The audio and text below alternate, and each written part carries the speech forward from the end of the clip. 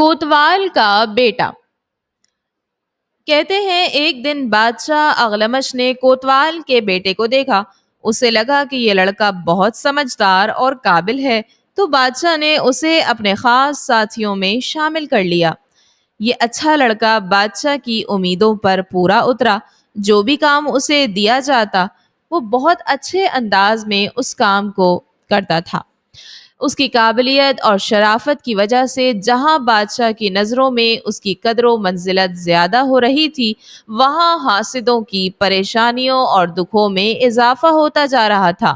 آخر کار انہوں نے مشورہ کر کے نوجوان کے سر ایک بہت بڑا الزام لگا دیا اور بادشاہ کے کانوں تک یہ بات پہنچائی کہ حضور، جس شخص کو ہر طرح سے قابل سمجھتے ہیں وہ بہت بری فطرت کا انسان ہے.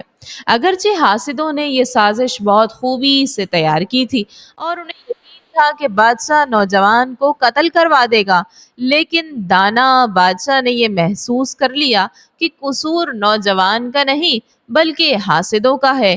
اس نے جوان کو بلایا اور اس سے پوچھا، کیا وجہ ہے کہ لوگ تمہارے متعلق ایسی خراب رائے رکھتے ہیں؟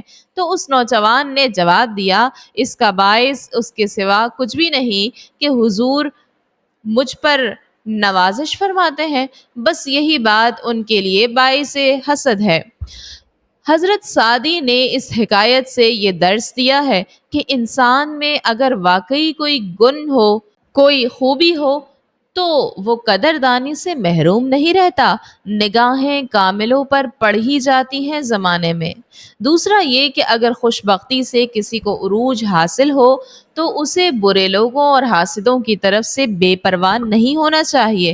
اس کے علاوہ تیسری بات یہ کہ اگر کسی کے بارے میں یہ بتایا جائے کہ اس نے یہ جرم کیا ہے تو بغیر کسی تحقیق کے رائے قائم نہیں کرنی چاہیے.